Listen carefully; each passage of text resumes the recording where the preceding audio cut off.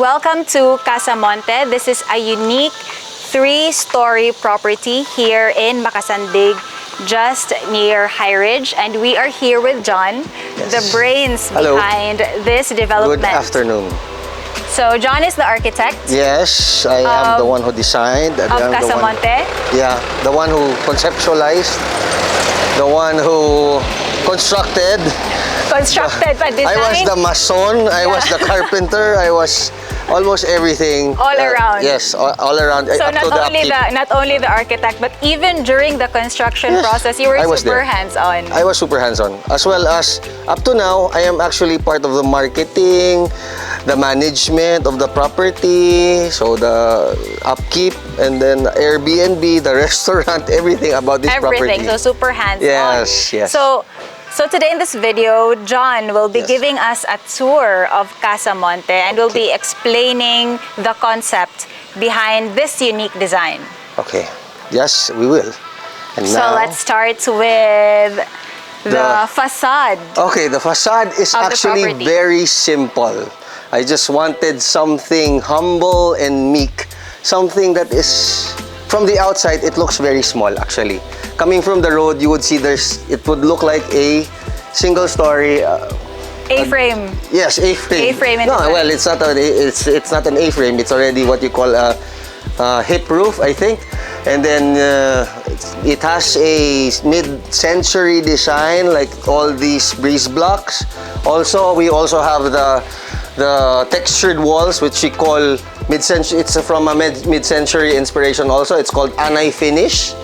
And of course, we have our wooden textures to complement with the Balinese tropical design that was supposedly the concept of this house. And then industrial. So as you can see, also part of the facade is this corrugated sheet. It's a gate actually made out of galvalume. So very, very simple design, very, very efficient, and it works very well and very eye-catching. What made you decide to invest specifically in this area here in Macasandig? It was during the 80s, I think 90s, old Cagayanos would call this heaven. I think I've been here once before. Yes, my husband mentioned. Yes.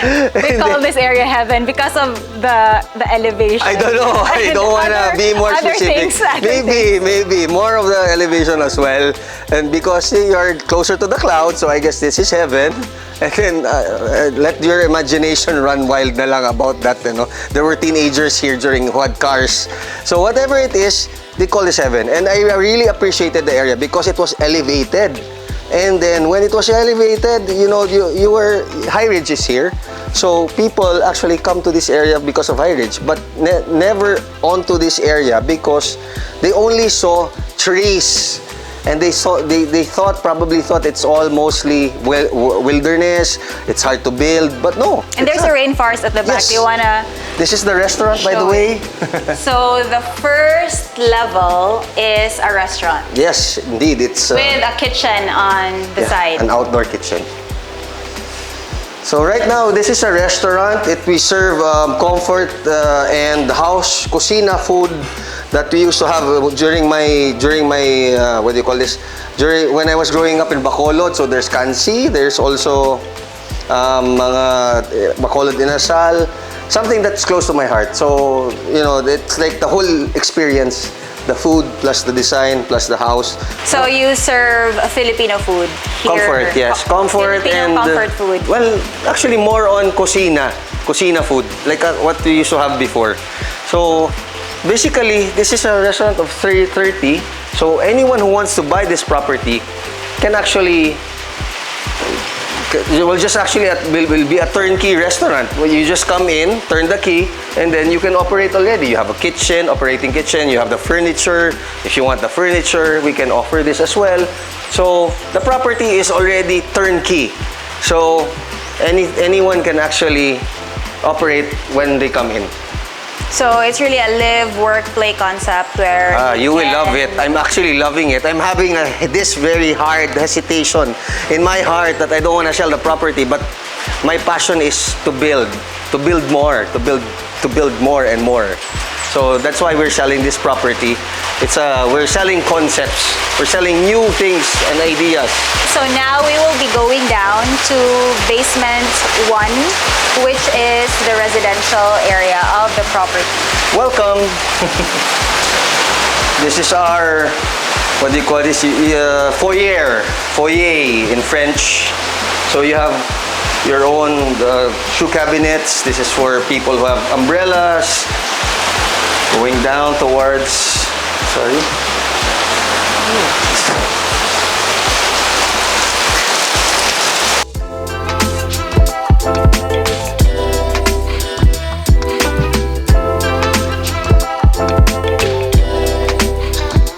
So now we're here, area, and 1. Yep. So the commercial area is 72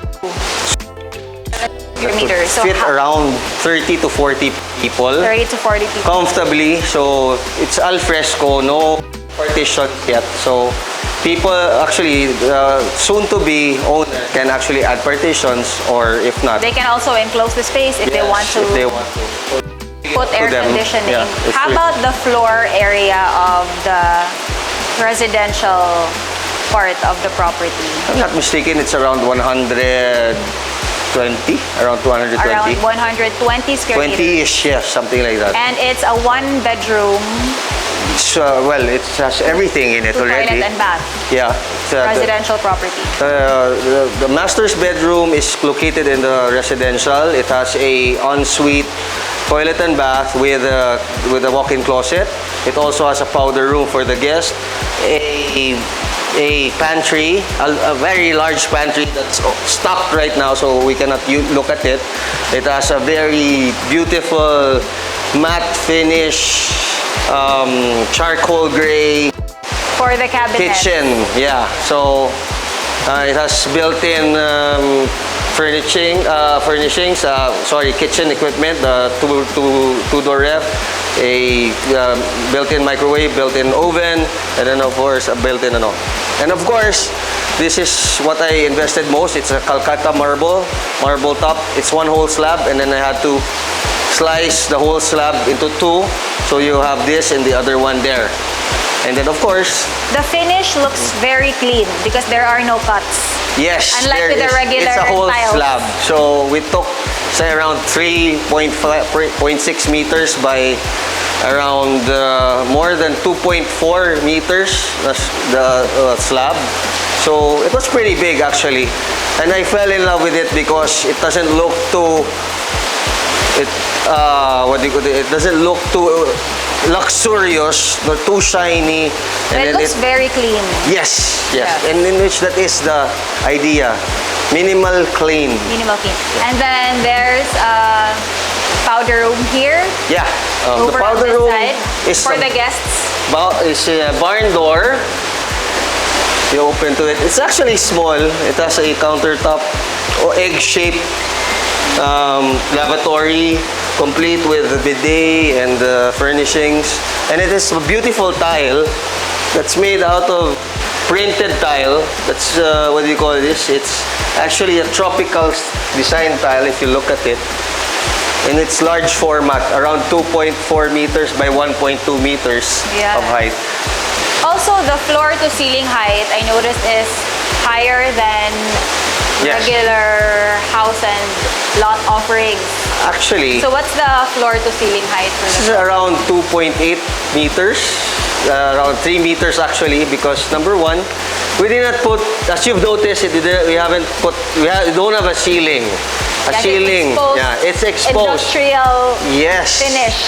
In which the Balinese love this, and I look up to this architect. He's called Tadao Ando. He's a Japanese who respects concrete on its own natural state, the texture of concrete. So we actually have another listing that's also inspired by. Actually, I was impressed. I was impressed by it. Actually, I was like, someone else is doing that style here already. So anyway, I made a connection with the concrete once I built this house, because number one, higher ceiling. Number two, clean because there won't be any sort of things that will be crawling, living on top of your conventional ceiling. At the same time, less maintenance. So the only important thing that you have to remember when having a concrete ceiling like this is you have to have everything, what do you call this? Everything laid out properly so that you don't want to have wires crossing and so pipes everything is crossing. hidden. Yes, it's hidden. So it has to be done properly. How about for your accent wall? Like what kind of stone? I love this because It makes the house look more warm and yes, homey. that's correct. That's correct. Natural stone is always a style that you would actually want to express every time you want to have warmth. You have to have homey, like what you said, because number one, it has a different texture. The texture is, it brings also the outdoors in. When it reminds you that you're somewhere else, that you are actually, it came from a mountain, it came from a ridge, it came from a quarry. So that's why I like using natural stone. Either mangima, sandstone, limestone, what do you call this? Mactan stone, coral stone, a lot of stones. That's why everything here is almost natural. And also it blends in with the design of the rest of the house. And also the property has an open floor plan. Like from the kitchen, it flows into the dining area and the living space, and then overlooks the rainforest at the back. Exactly. You want to cook. You would always want to cook here. If you were there and then you were cooking for your friends who would have seated in front of you, you could actually see everything from that point of view. So as you can see, if you are in that area, you can see everything all the way up to Price Plaza. Yes, I love how the whole space just flows smoothly into each other. And also this is facing west. Yes, on the it's side. facing the sunset. Unfortunately, Facing the sunset. it's raining right now. It's raining really hard right now. But in the afternoon, like I was here around 5:30 p.m. before, and the sunset's really beautiful. Actually, it's also a blessing for us that you can see this rain right now, because later you will see that this ridge is covered with mist and fog. All the condensation will come into this valley. You will see that you would be like in a Colombian rainforest, or somewhere in Bali, or somewhere else in which you're only actually in Macasandig, Cagayan de Oro. Yes, it feels like you're out of town when you're here, but it's actually very close to the city, just a couple of minutes ride. A lot of people have actually asked, "Sir, yung Airbnb mo ba, sir? Pwede ba yung sasakyan namin na sedan, sir?" Yes, you can. The road is cemented. It is cemented. So I am happy to say that the next person who will enjoy this property has very good access to it. Yes, because the concept of this property is very unique, wherein there's a restaurant on the first level, residential space on the second level, and on the third level, there are 2 rooms for Airbnb. Yes, there is 2 rooms. You can use either for Airbnb or Plus for a your pool, personal. Plus a pool, Plus and a pool, plus huge pool. deck. Yes. So beautifully done. Actually, the concept was beautifully done, that the people who will go to the Airbnb doesn't have to come inside the residence. They have their own separate entrance on the side, in which that is under roof. So they will have a little bit of rain, but of course that's part of the experience of getting through an Airbnb. But sometimes when it rains so hard, we let them in here through the access. So, but most of the time they go through there, so no need to So there are 2 access ways to go to the Airbnb. Yes. So there's like a private staircase There. that will pass through the property. Yes. There's another staircase outside. Yes. So you can go from the restaurant directly to the Airbnb. It's actually here. You can actually see that we've started planting already birds of paradise, dancing ladies, We wanted it to be a landscape of Balinese style. So you will have flowers of birds of paradise crawling in. So it's just a stairwell going down, but we wanted to have that experience to them, that they're still enjoying it and not just a side entrance. I also love how your drop lights is made of this Rattan. Yeah, actually, I love it. It really elevates that, Balinese feel. Yeah, definitely. To the whole property. And there's also like a ceiling fan. Yes. So you don't have to like use the air conditioning all the time. I love it. Whenever I'm here during the afternoons, I lay down on the sofa and I just look at the window. And then with the electric fan on, ventilated yung property, and then this one, it really makes me feel that I'm not in Cagayan de Oro. You hear that there are bird songs, you hear that there are crickets, cicadas, different types of wilderness noises, and then that makes me feel that sometimes when I'm here, I feel so blessed that I am not only in my house but part of the natural surroundings of the place. And it's also very well ventilated because there are windows there on that side, more windows here, and sliding glass doors. And screens, yeah, that's correct. Yes, made in the screens. Yes, there are screens already here. Yeah. So if you don't want bugs getting in your property, you can open the glass doors and close the screens. Yeah. See? It's just like it's a rainforest. There you go. Nothing else can explain. Except when you're here, it's really different. Close the screen.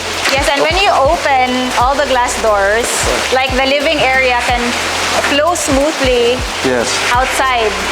That's correct.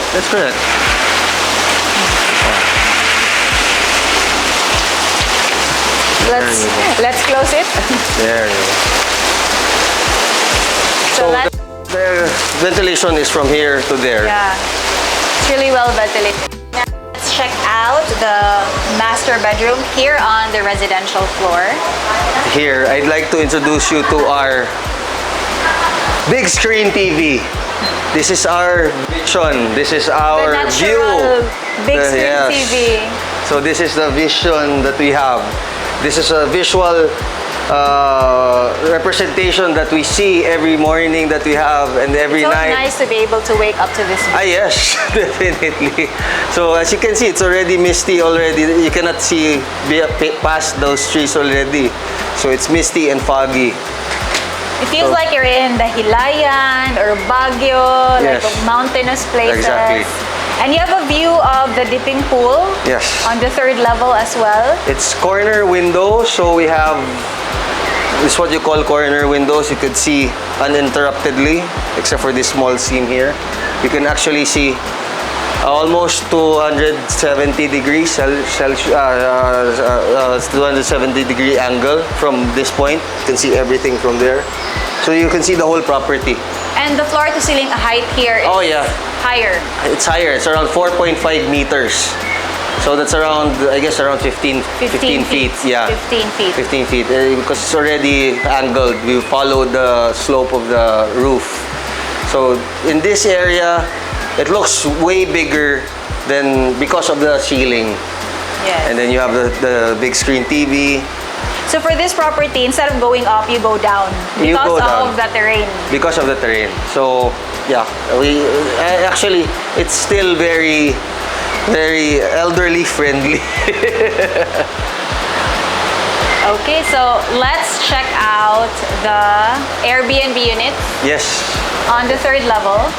So if the buyer would like to also use the units, the third level themselves, then they could turn it into a private residential space as well, because it's just connected to the second level. It's very easy. It's very modular actually.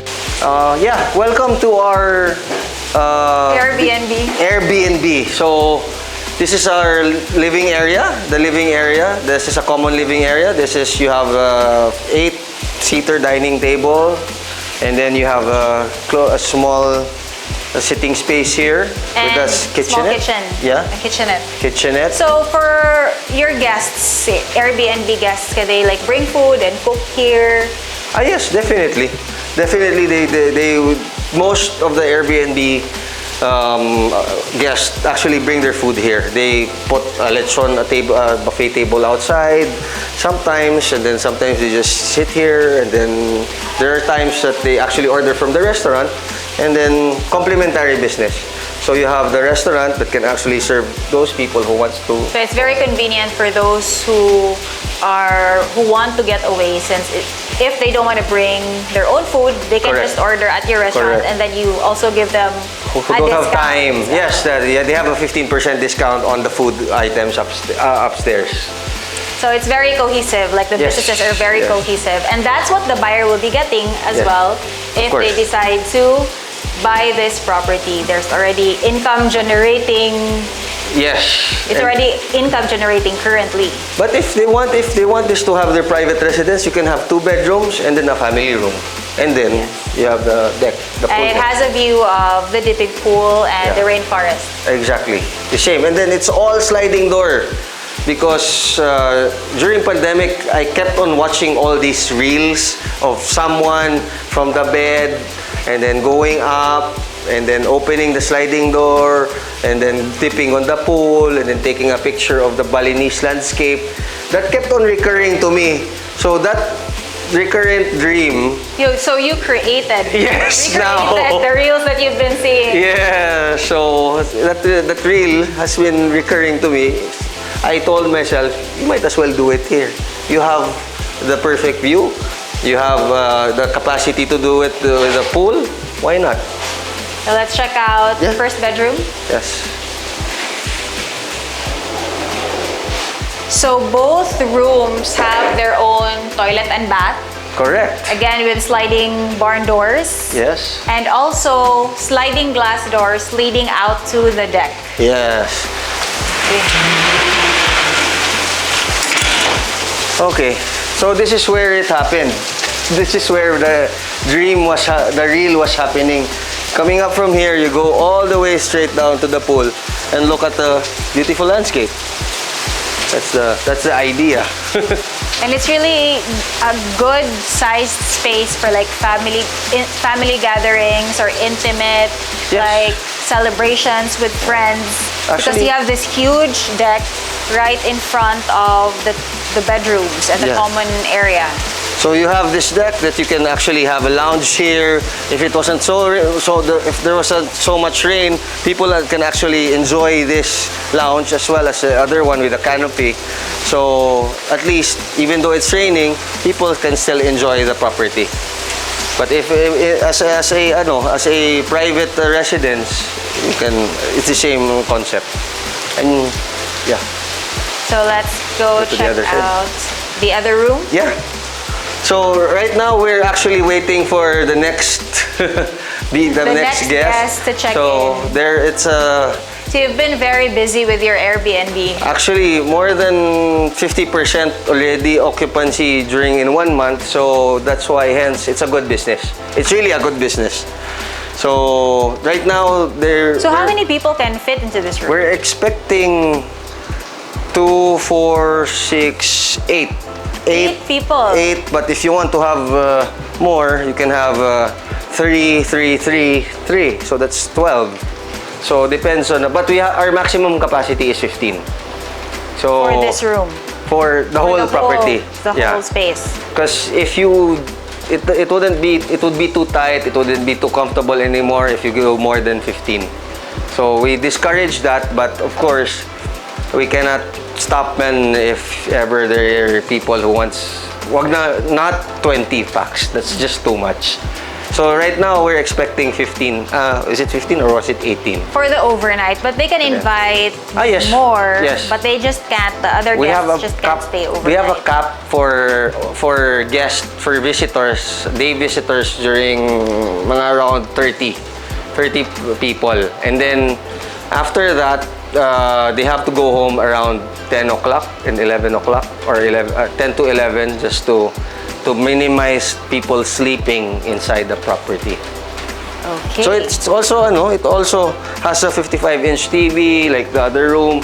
It's all smart, and then this is a folding sofa. This one is a mattress that we just added, and then of course this the door, the sliding can also be slid outside, and then it opens to a very big space as well, into a canopy. If you can come here.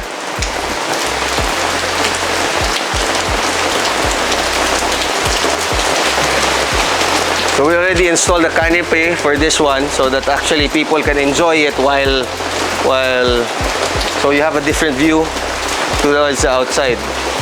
Yes, and you also put in like a sunken lounge. Yes, actually. Very Balinese style. We actually did that because I wanted to have the center of gravity towards the bottom part, at the same time as support as well, and to have that Balinese feel. So yeah, that hence the what do you call this? The sunken lounge, Balinese lounge. And also there are rails for safety, yes, especially of course, if you have kids. Of course, there has been we've had our children's party here, and so far no untoward incident happened. So maybe next time you can bring your children here as well to invite you for Amelia's next birthday.